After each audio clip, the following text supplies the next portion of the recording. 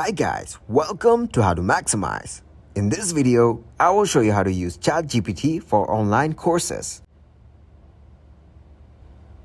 First, you need to open ChatGPT in your Safari app.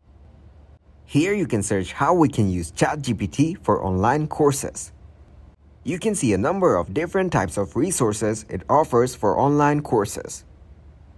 Using ChatGPT enhances learning and provides interactive experience for students. It provides context and guidelines and also be incorporated in discussions and Q&A sessions. It also offers supplementary resources such as textbooks, lecture notes, or external references. Also, we can use ChatGPT for practice exercises.